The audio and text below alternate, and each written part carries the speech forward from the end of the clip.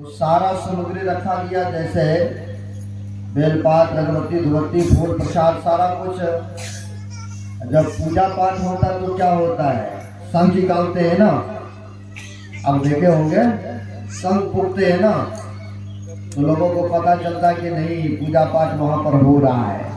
यहाँ पर भी आप लोग बैठे हैं, ये परधोनी जो जा रहा है, लोगों को पता चल रहा है कि वह स्थान पर यहाँ पर सत्संग हो रहा है इस कुटिया में। तो पंडित जी ने झोला से शंख निकालते हैं फूकने के लिए। अब जब शंख निकाले तो देखते हैं दो दो शंख है। जजमान पूछ बैठते हैं, पंडित जी मैंने औरों को देखा हूँ एक ही शंख रखते, किंतु आप दो रखे, क्या बात है? तो पंडित जी ने कहा एक का नाम पता क्या है, एक का नाम है महाशंख। जब इसको फूकता हूँ ना तो लोगों को पता चलता कि नहीं पूजा पाठ ये कहाँ हो रहा है, इसलिए इसका नाम रखा हूँ महाशंख। और दूसरा जो है इसका पता क्या नाम रखा हूँ? कहा क्या नाम रखे बताइए? कहा इसका हरा शंख नाम रखा हूँ। बजता उजता नहीं है। तो आप लोग तो बज रहे हैं ना, जो गुंगा व्यक्ति है बजेगा कभी है? नहीं बोल सकता। तो आइए बुलंद स्वर में बज रहे हम लोग एक बार, कल नहीं कहेंगे बज रहे, क्योंकि शाम को ही हम लोग यहाँ से खगड़िया तरफ है रवाना हो जाएंगे। बोलिए प्रेम से श्री सदगुरु आज की जय। अखंड मंडलाकारणं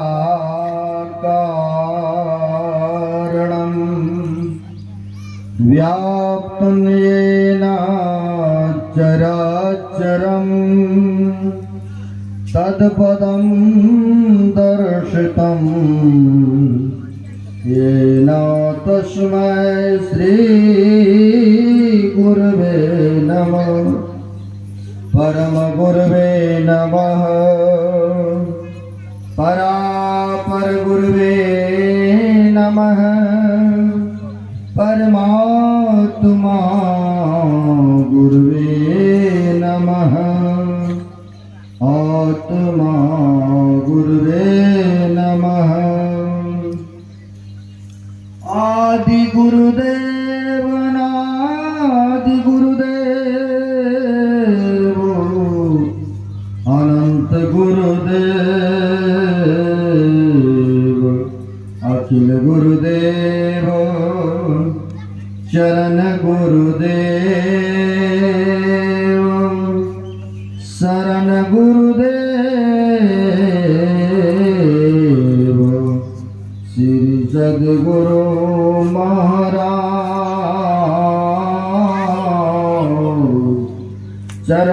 चरणारविंदो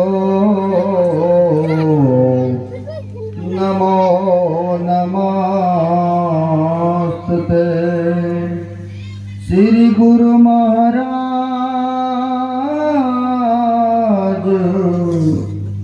चरणारविंदो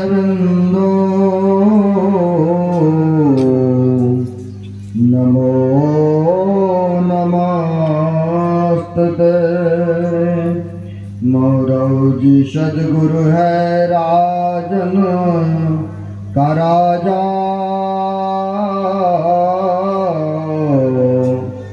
है जिनकी कृपा से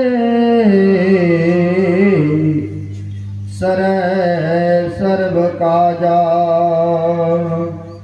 बन में ही सोई परम गुरु नमामि।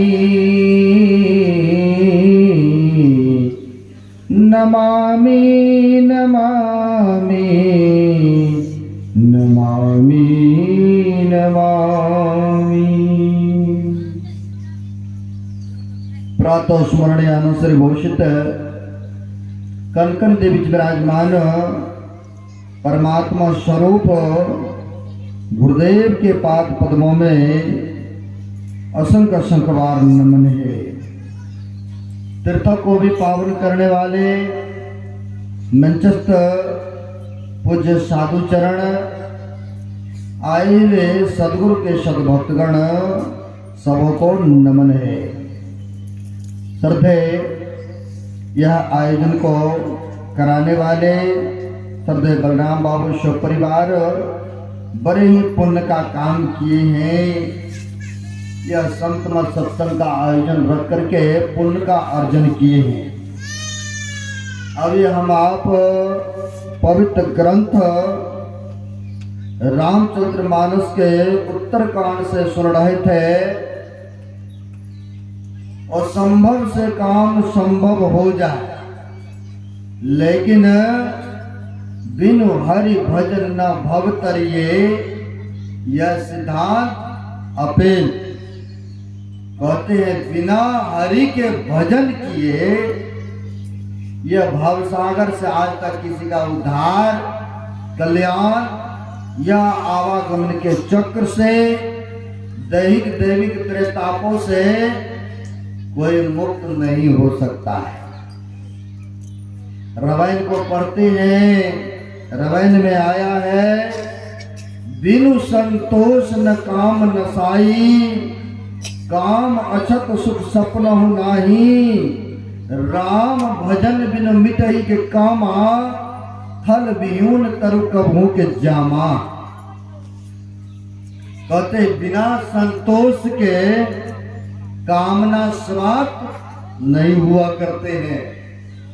जो अनेकों प्रकार के अंदर में इच्छाएं होता है, तरह तरह के भाव उठते हैं, तो कहते बिना संतोष किए इच्छा तो पूरी नहीं हुई, लेकिन कहते हैं बिना संतोष सबर किए, कहते हैं उनको सुख तृप्ति नहीं हो सकता है। उसी प्रकार से कहते हैं राम भजन बिनु मिटई के कामा, बिना उस ईश्वर परमात्मा के भजन किए बिगुर, कहते कामना मिट नहीं सकता। किस प्रकार?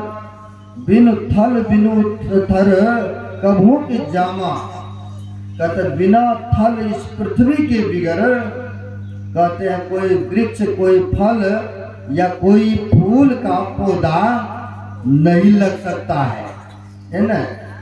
कहते बिना जमीन का वृक्ष नहीं लग सकता। उसी प्रकार से कहते हैं यहाँ पर भी कहते असंभव काम संभव हो जाए। अभी सुने हम लोग आकाश में बिना पृथ्वी के, आकाश में तरह तरह के फूल खिलावे, ये भी मान जाता हूँ।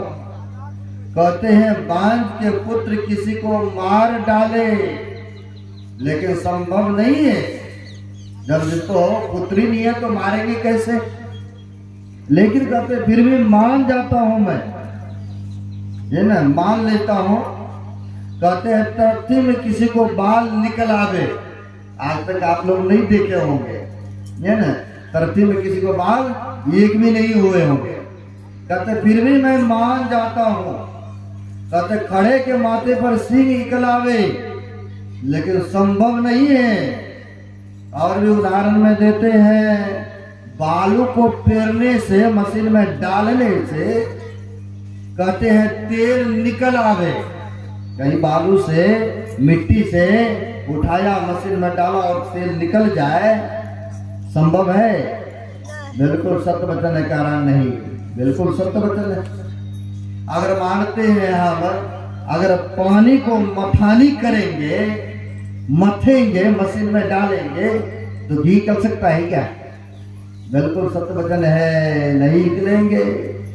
तो कहते हैं उसी प्रकार से, जिस प्रकार से पानी से घी नहीं निकल सकता, बालू को मथने से, पेरने से, कहते हैं तेल नहीं हो सकता।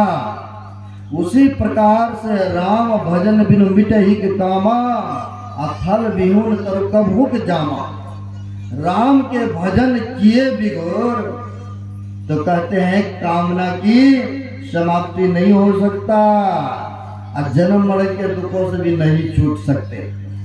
आप कहेंगे राम का भजन करने कहते हैं बाबा लोग। आपको बता दूं, राम भी 4 प्रकार के हैं, 4 प्रकार के। आप कहेंगे 4 प्रकार के, सुबह मैंने बताया था 7 प्रकार के गुरु है, वो भी मैंने दिखाया था आप लोगों को सामने में। और कहते यहाँ पर 4 प्रकार के राम हैं। अब कौन से राम का भजन करेंगे जो हम आप भवसागर से पार होंगे? तो मैं दिखाना चाहता हूँ 4 राम कौन कौन है। कहते हैं एक राम दशरथ घर बोल रहे जो अयोध्या में जन्म लिए थे। कहते हैं एक राम दशरथ घर बोले, दूसरा राम घट में बोले। कहते हैं ये घट में है राम का राम है, तभी हम लोग काम काज वालों कर रहे हैं, चल फिर रहे हैं। तो दूसरा राम कहते घट बोले है। तीसरा राम सृष्टि पसारा, यह सकल को पसारा, यह पृथ्वी को बनाया। तो कोई तो बनाने वाला है ना, आपने तो नहीं हुआ है। ग्रंथों को पढ़िए तो पता चलेगा, है ना। वही इसको सृजनहार करने वाले हैं। तो कहते तीसरा राम वो भी है। तीसरा राम सकल पसारा, यह सृष्टि को रचना किए। तो तीसरा राम वो भी है। तो फिर किसका भजन करेंगे? तो कल्याण होगा, बंधनों से छुटकारा मिलेंगे। तो कहते हैं चौथा राम सबसे न्यारा। कहते हैं हम लोग आते हैं गुरुदेव के वचन को, सब में व्यापक सबसे न्यारा, और सब कहते एक ही राम हो राम।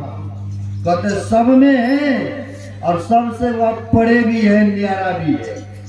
तो वही कहते हैं चौथा राम सबसे न्यारा, अरे सबसे वह न्यारा है सभी बंधनों से।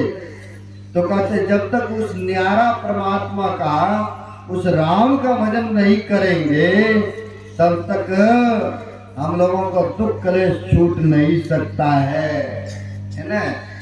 तो वही कहते हैं यहाँ पर वो संभव से काम संभव हो जाए, मान लेता हूँ। लेकिन जब तक हरि भजन नहीं करेंगे, सुमरन नहीं करेंगे, तब तक दैहिक भौतिक तापों से बच नहीं सकते हैं।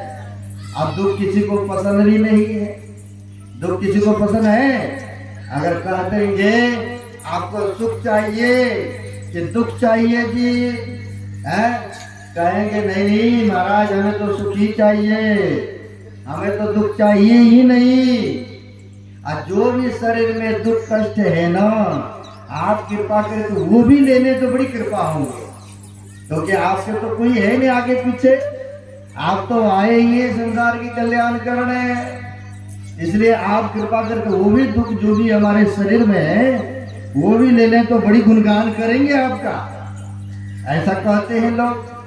अगर महाभारत पढ़ेंगे या देखे होंगे या सुने होंगे तो द्रौपदी कुंती माई जब तक रही वहां, है ना, तब तक तो भगवान कृष्ण उनके साथ में रहे, है ना। जब प्रसन्न हो लिए, जब भगवान कृष्ण जाने लग गए, तो कहते हैं कि माई मांग लो कुछ। तो वहां पर कुंती माई ने धन दौलत संपत्ति नहीं मांगते हैं। कहा आप अगर देना चाहते हैं तो आप हमें दुख दीजिए, दुख। आप कहेंगे दुख मांग लिया कुंती माँ ने, तो कृष्ण भगवान कहते हैं कि लोग तो ना जाने तरह तरह की चीजों को मांगते हैं, किंतु आप दुख मांग रहे हैं। तो फिर कुंती माई कहती है कि जब तक दुख रहा तब तक आप हमारे साथ रहे, नहीं भगवान कृष्ण साथ रहे। कहा सुख देंगे तो हम फिर तो भूल ही जाएंगे ना, माया के जाल में, ये संसार के प्रपंच में। इसलिए हमें सुख नहीं चाहिए। आप अगर देना ही चाहते हैं तो दुख दीजिए। क्यों दुख मांगे?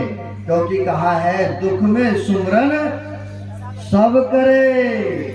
और सुख में करे न को, और जो सुख में सुमरन करे तो दुख काहे को, है ना। लेकिन यहाँ पर कहते हैं सुख जब आते हैं ना तो भूल जाते हैं उस मालिक परमात्मा को, है ना।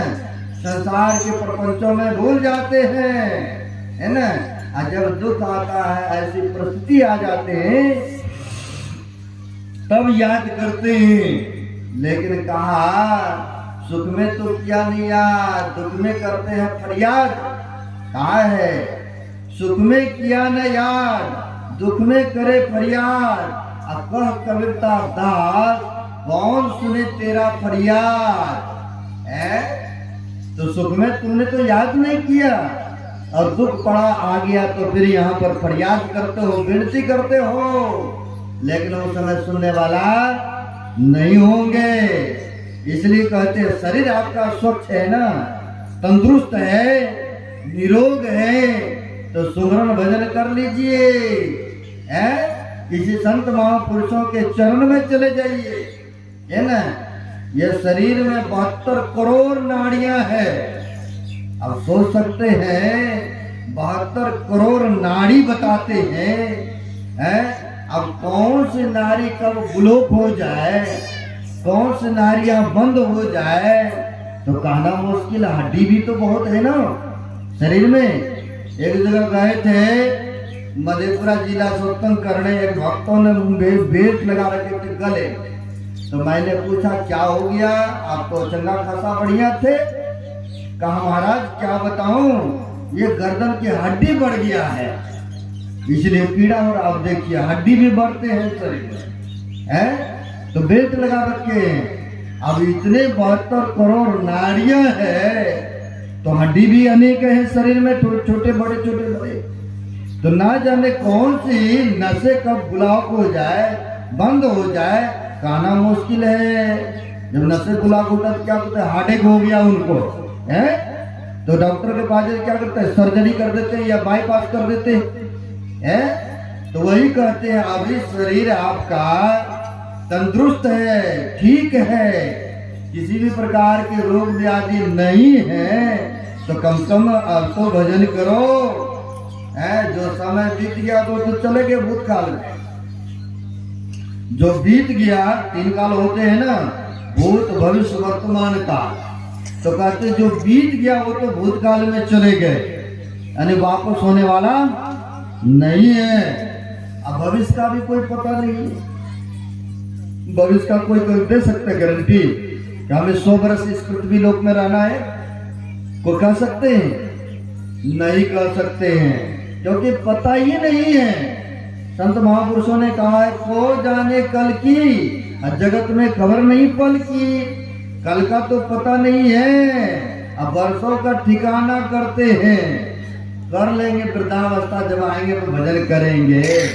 अभी नहीं है, अभी खाओ पियो ऐसे ही है, कमाओ। लेकिन वृद्ध अवस्था में क्या क्या होते हैं। एक संत हो गए मुलुकदास जी महाराज, बड़े उच्च कोटि के महापुरुष। उन्होंने कहा कि वृद्ध अवस्था में लोग सोचते हैं कि भक्ति भजन करेंगे, लेकिन वृद्धावस्था में नहीं हो पाते हैं। क्या क्या परिस्थिति आ जाते हैं वह दिखाते हैं। कहते हैं आंख में पड़ेगा छाला, नाक से बहेगा नाला, लाठी से पड़ेगा पाला जरा जिंदगानी में। अब देखिए महापुरुष ने कहने के लिए कुछ नहीं छोड़े हैं। कहते हैं आंख में पड़ेगा छाला, जब वृद्ध हो जाते हैं तो क्या होता है, मोतियाबिंद हो जाते हैं ना, है सामने लेकिन दिखता नहीं है, हैं? चश्मा की सहारा लेते हैं, नहीं ऐनका की सहारा कई माई दाई पहनी हुई है, हैं? यह है पावर बढ़ाने के लिए। तो कहते हैं आंख में पड़ेगा छाला, नाक से बहेगा नाला, लाठी भी तो पड़ा पड़ता है ना। जब बुलने चलने में वो समर्थ होते हैं तो लाठी के सहारा लेता है कि नहीं। अब उस समय जब कहेंगे भजन करो तो होगा भजन। और भी कहते हैं उस समय क्या क्या परिस्थिति आते हैं, घुटने में दर्द, कमर में दर्द और शरीर में ताकत ही नहीं है, तो समय होगा भक्ति भजन? संभव नहीं है। तो वही कहते हैं कि आंख में पड़ेगा छाला, नाक से बहेगा नाला, लाठी से पड़ेगा पाला जरा जिंदगानी में, और खरे खरे मलमूत्र त्यागोगे, परे परे थूकोगे पिरकदानी में। और जब शक्ति ना रहेगी तो भक्ति क्या करोगे?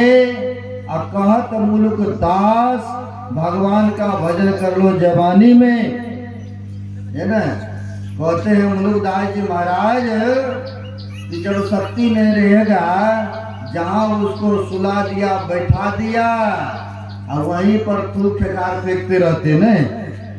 मैंने देखा हूं, जहां रहता हूं पंजाब प्रांत में, एक भक्तों ने ले गया अपने घर में, और उनके माँ बाप ना जाने कितने सालों से तख्त बेड पर पड़ा हुआ था।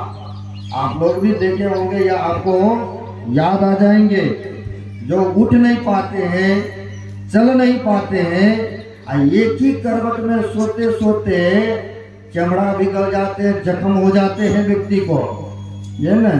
क्योंकि चलने में वो समर्थ है, उठने में धूप लगाने में वो समर्थ है, नहा नहीं सकते हैं।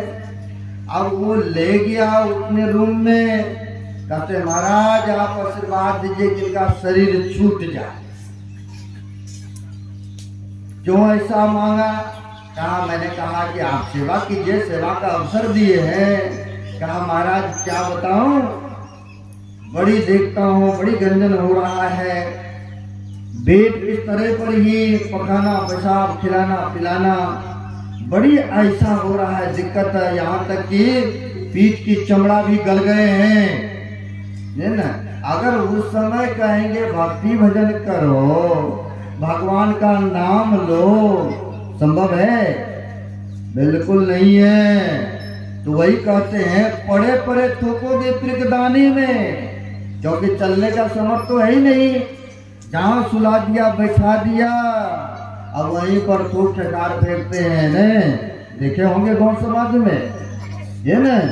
तो कहते हैं कहे तो मुलुक दास, भगवान का भजन करो जवानी में। जब शक्ति रहेगा शरीर में तभी तो भक्ति भी कर सकते हैं, घंटों 2 घंटा बैठ करके भजन कर सकते हैं।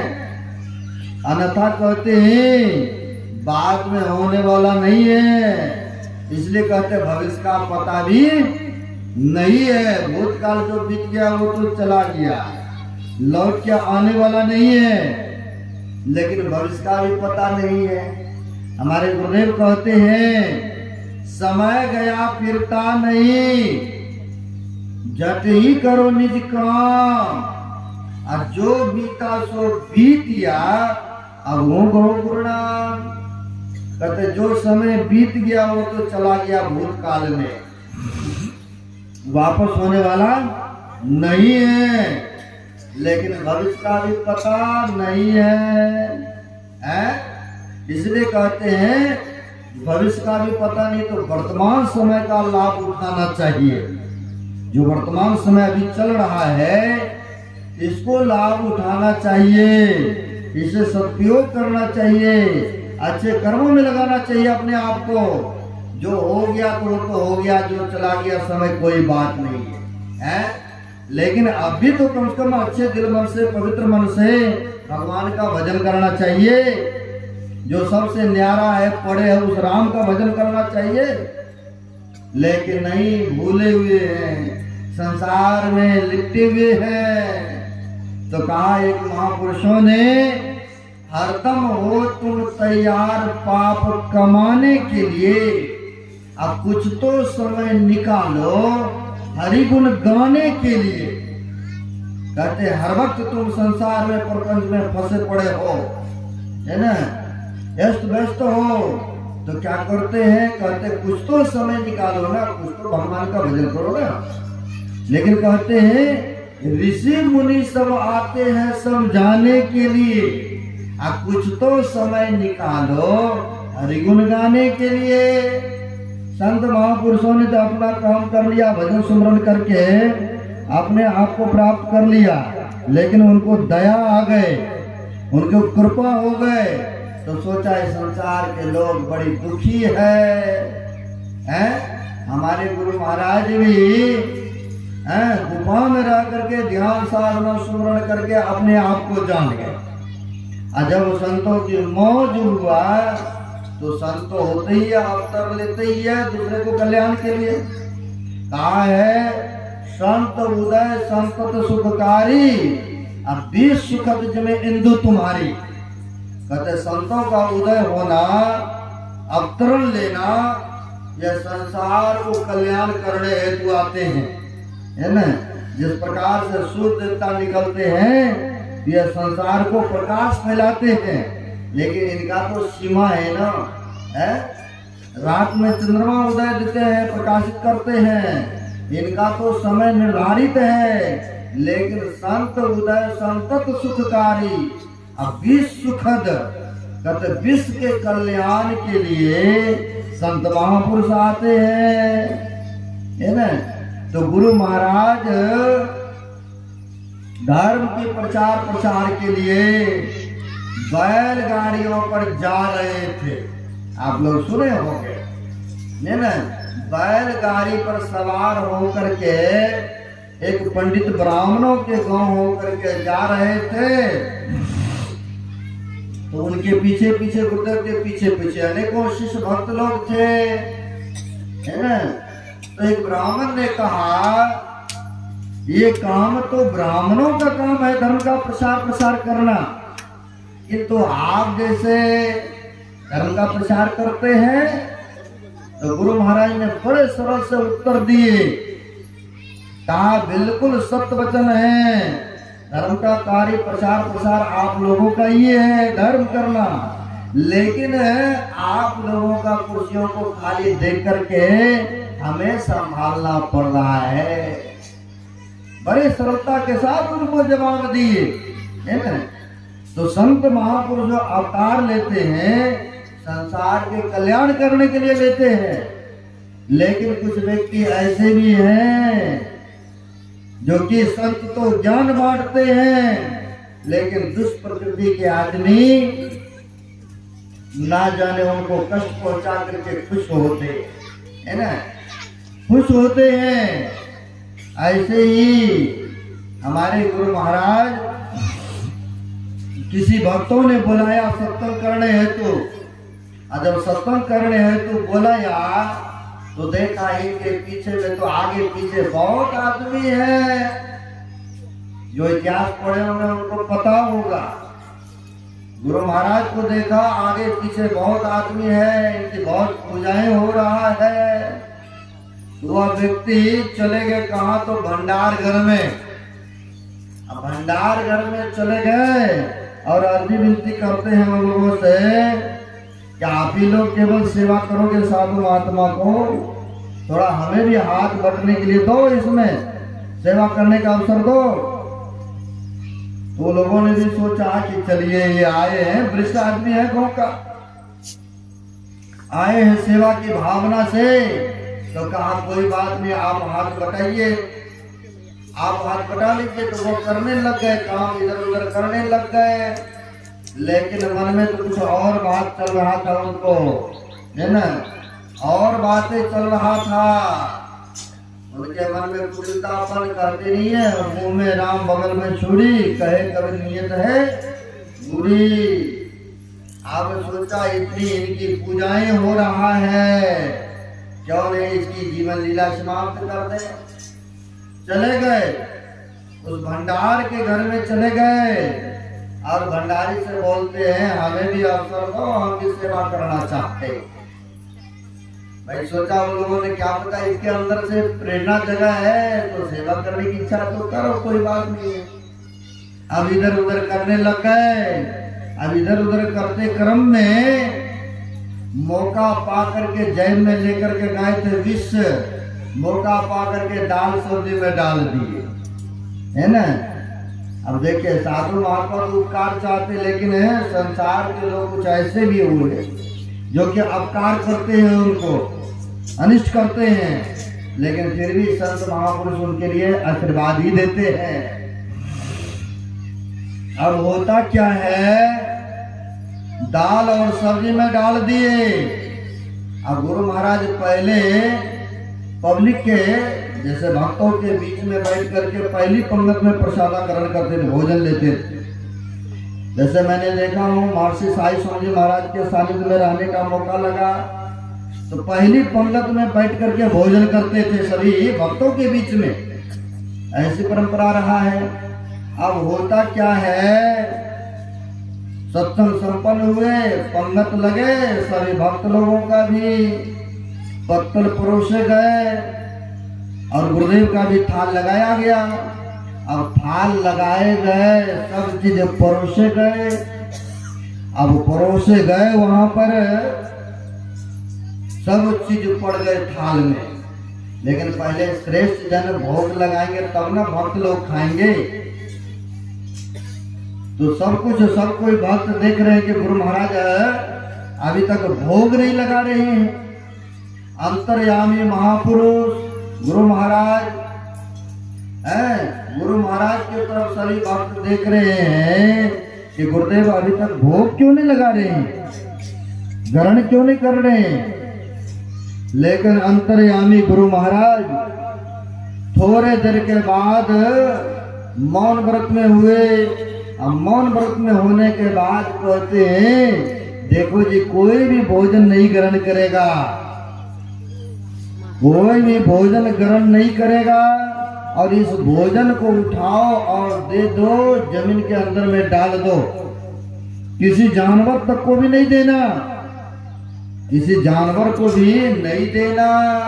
अब सबके मन में हो रहा है आखिर बात क्या हुआ, इतना श्रद्धा से बनाए थे, प्रेम से बनाए थे भोजन, और कह रहे हैं किसी को खाना नहीं देना, किसी को जानवर को भी नहीं देना, है ना। अब आपस में चर्चा के विषय बन गए, बात क्या हो गई, क्या गलतियां हो गए, लेकिन हिम्मत भी नहीं हो रहा कि पूछे गुरु महाराज से कि बात क्या हुआ गुरुदेव, क्यों ऐसे इतना मेहनत से श्रद्धा से बनाए थे। लेकिन अंतर्यामी महापुरुष तो जानी जान है, भूत भविष्य वर्तमान के बातों को जानते हैं महापुरुष, बशर्ते नहीं प्रकट करे। लेकिन जब मौज में आते हैं, भक्तों की रक्षा करने की बातें आते हैं तो प्रकट भी कर देते हैं कि बात। तो होता क्या है, कहा किसी जानवर तक को भी नहीं देना। आपस में सभी लोग विचार करते हैं, बोला जानवर को नहीं देना, आखिर इसी भोजन में कुछ ना कुछ कमी होगा। मिला उला करके एक कुत्ता को दिया, उसमें विष तो था ही, और जिस व्यक्ति ने डाला था बड़े खुश है, आज ही तो पता चलेगा, है बड़े पूजवाते हैं, अपने आप को कहते हैं भगवान है, ईश्वर है, महर्षि जी हैं, आज ही पता चलेगा। अब लो जी कहते हैं जो संसार की रक्षा करने के लिए आते हैं, जो संसार को सुख प्रदान के लिए आए हैं, जो संसार के मरे हुए के जीवन दान के लिए आए हैं, उनको कौन मार सकते हैं। अब होता क्या है, ये लोगों ने सारे सब्जियां दाल जो भी था सब मिला करके कुत्ता को दिया, और कुत्ता जो ही खाया तो ये राम नाम सत्य हो गए। और जब राम नाम सत्य हो गए तो सबको महसूस हुआ आज गुरु महाराज ने तो सबका जीवन बचा दिए, सबका जीवन बचा दिए हैं। अगर खाते तो क्या होता, ये संसार में साधु महात्मा प्रति विश्वास हो जाते, है ना। तो ऐसे संत महापुरुष, संतों का अवतार तो होते दूसरे के परोपकार के लिए, लेकिन संसार के लोग ना जाने उनके प्रति क्या क्या नहीं करते हैं। जब लिखने लगे पुस्तक तो सेवक ने कहा गुरुदेव उस व्यक्ति का नाम दे दें पुस्तक में, कहा बिल्कुल नहीं देना। देखिए कितना उसके प्रति अनिष्ट किया, कहा बिल्कुल नहीं देना। उनके वो तो शरीर छोड़ के चले गए आज निकाल 10 वर्षों के बाद, लेकिन वह लोग कभी इतिहास को देखेंगे, किताबों को पढ़ेंगे तो कहेंगे मेरे वंशज में ऐसा आदमी हुए। तो कहा कि गांव का ही नाम देते हैं, तो गुरु महाराज ने कहा बिल्कुल नहीं देना है, उस गांव का बदनामियां होंगे। अब देखिए संतों के प्रति अनिष्ट किया, अवतार सोचा, लेकिन संत महापुरुष ने गांव का नाम तक भी देने नहीं दिया, न उस व्यक्ति का नाम देने दिए।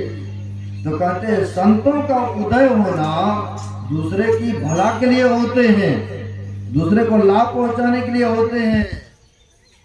लो भाई क्या हुआ?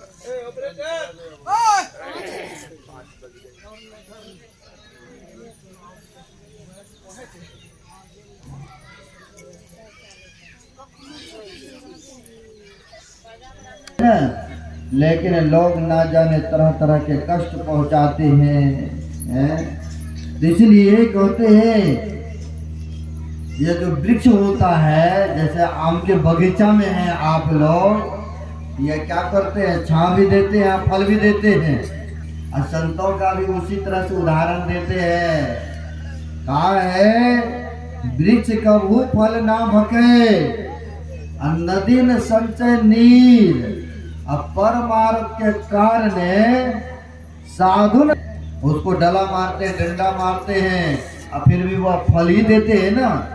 कहते नदी न संचय नीर, नदी गंगा जी अपने लिए जल नहीं रखते हैं, वह दूसरे को उपकार के लिए होते हैं। उसी प्रकार से कहते हैं संत महापुरुषों का अवतार लेना वह दूसरे की भला के लिए होते हैं। तो यह शरीर मिला है, अगर हम आप भजन सुमरण नहीं करेंगे, सत्कर्मों को नहीं करेंगे, जिस मालिक ने दिया है 84 लाख में से उत्तम शरीर, सबसे श्रेष्ठ शरीर, और इसे पा करके अगर उस राम का भजन नहीं करेंगे जिसने भेजा है, उसने तो एक दिन लेखा जोखा भी तो मांगेगा ना, है?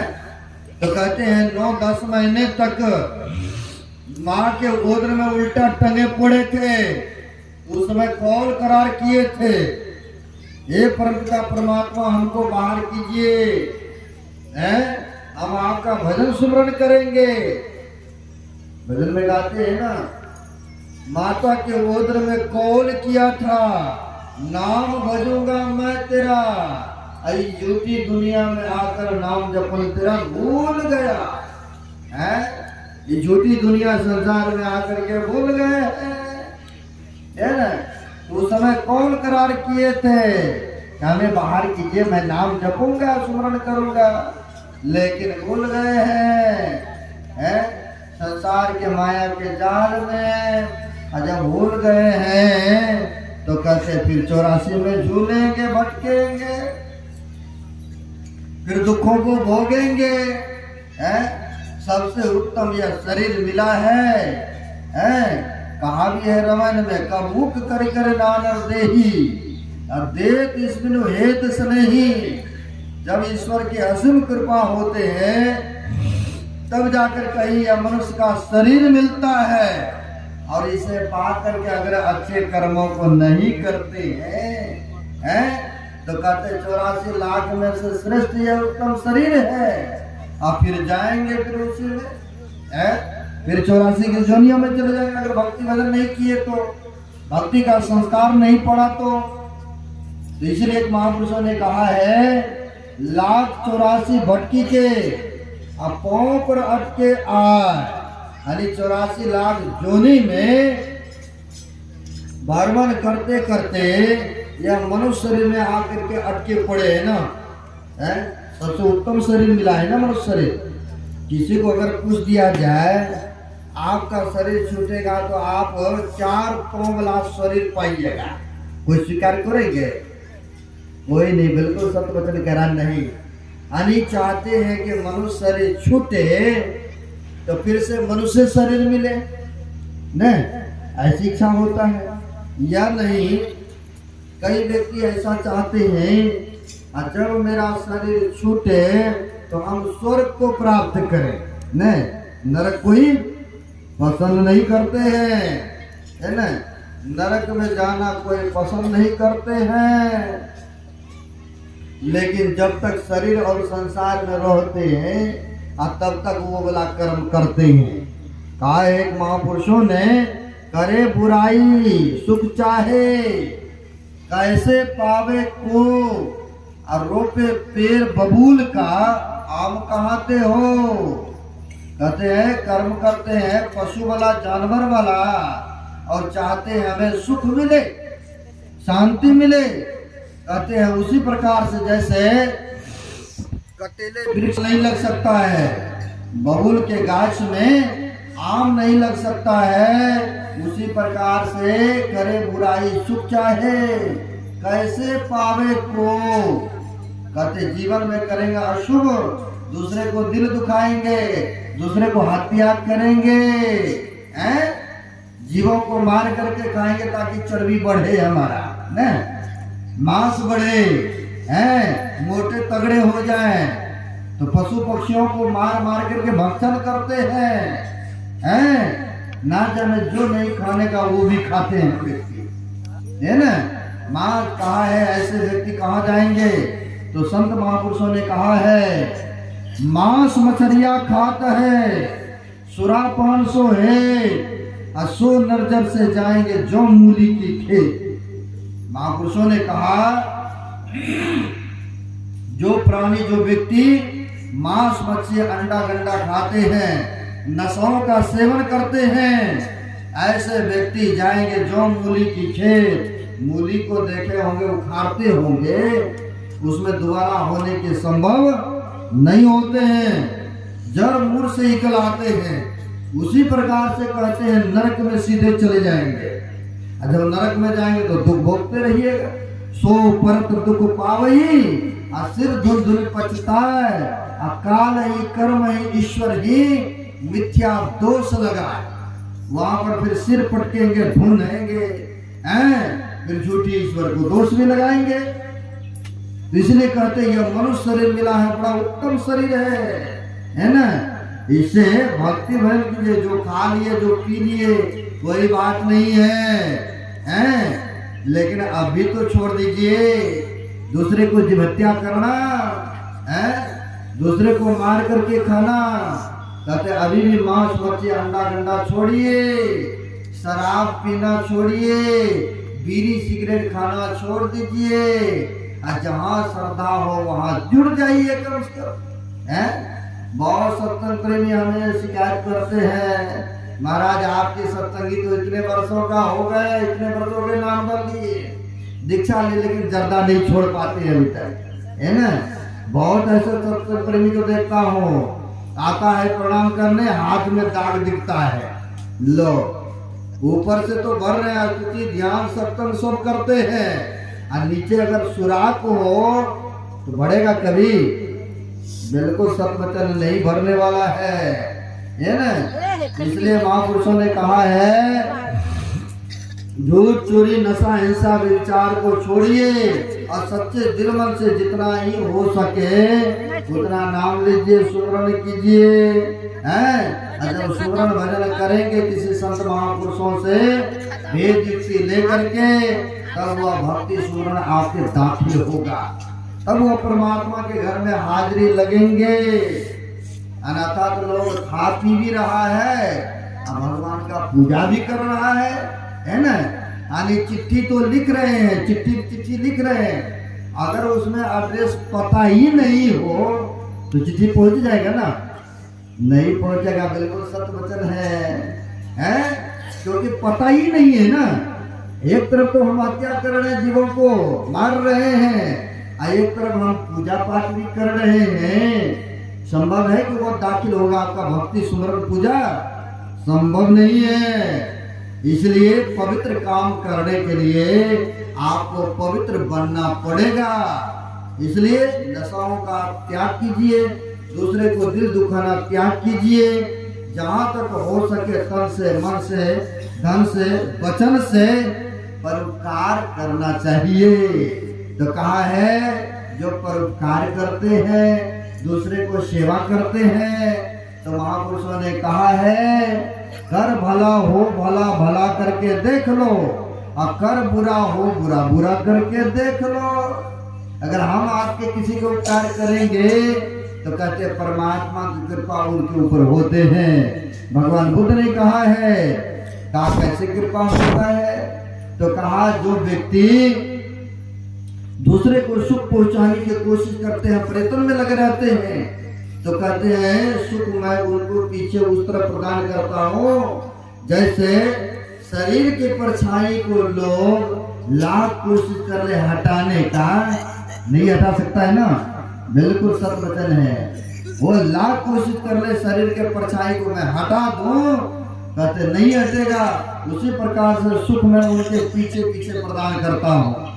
और जो बुरे कर्मों को करते हैं, दूसरे को दिल दुखाते हैं, तो कहते हैं बैलगाड़ी के पहिया जिस प्रकार से बैल के पीछे पीछे चलते हैं, दुख भी उनके पीछे पीछे चलते हैं। इसलिए महापुरुष ने कहा कर भला हो भला, भला करके देख लो, कर बुरा हो बुरा, बुरा करके देख लो। इसलिए जहां तक हो सके साधु संत महात्मा आते हैं समय समय पर आपको अच्छा रास्ता दिखाने के लिए, शुभ काम में लगाने के लिए। अगर मानेंगे तो भला तो आप ही का है ना, है? अगर उनके कथनानुसार चलेंगे, वह तो कह करके हम लोग तो आपको ज्ञान उपदेश करके चले जाएंगे। अगर ग्रहण करेंगे, आश्रम में उतारेंगे, तब देखिए आपको सुख मिलेगा, तब देखिए जीवन कितने प्रफुल्लित होगा, कितने सुख मिलेगा, कितने आनंद मिलता है? तो करना तो आपको पड़ेगा ना। साधु महात्मा ने तो ज्ञान दे दिया, बता दिया, लेकिन चलना तो आपका कर्तव्य होता है। इसलिए जो गलतियां काम हो गए संकल्प कीजिए कि हम छोड़ देंगे तो छोड़ देंगे। बहुत खा पी लिए, हम कहते हैं हरा सब्जी तो कच्चा भी लोग खा लेंगे ना। अगर किसी को कहेंगे भाई मच्छी का एक पीस खा लीजिए या मांस का टुकड़ा खा लीजिए कच्चा, खाएंगे? नहीं खाएंगे। इसलिए कहते हैं ऐसे वे जानवरों के शरीर को मार करके खाना, अपने में देना, यह पशु वृत्ति वाला काम है। ये तो पशु का भक्षण है। मनुष्य को खाई यह सुंदर शरीर मिला है। इसलिए मांस मच्छी अंडा गंडा नशों का परित्याग कीजिए। असंत महापुरुषों से जुड़ करके थोड़ा थोड़ा भी भजन सुमरण करेंगे तो कहते हैं उस राम को प्राप्त कर लेंगे, जहाँ से लौट करके संसार में आना नहीं होता है। यह दुख में संसार में आना नहीं पड़ता है। जैसे उदाहरण में नाली की पानी है, नाली को पानी को उठा के कहेंगे छीटा ले लीजिए या नहाइए, बोलेंगे जल्दी उठाना हाथ में भी नहीं चाहेंगे। वही नाली की पानी अगर गंगा में जाके समाहित हो जाता है, रास्ता अगर मिल जाए तो लोग देखिए छीटा भी लेगा और डुबकी भी लगाएंगे। हो सकता है कि केली बोतल में भर करके भी ले आते हैं घर में ना, है? ये कहाँ जाने से हुआ? वही नाली को अगर गंगा जी के सानिध्य मिल गया तो वह पवित्र में हो गए ना। लोग डुबकी भी लगा रहा है, छीटे भी ले रहा है और बड़ी आदर से देखते भी है ना, है? उसी प्रकार से कहते हैं संत महापुरुषों के सानिध्य करने का फल आपको पवित्रमय कर देगा। नाली के कीचड़ बनने नहीं देगा, नाली के पानी सड़ने नहीं देगा, कीड़ा नहीं लगने देंगे। आपको वह सुख प्रदान कराएंगे जहाँ से लौट करके आना नहीं होता है। कहने के लिए तो बहुत सारे बातें हैं, 5:15 हो चुका है, आगे नहीं बोल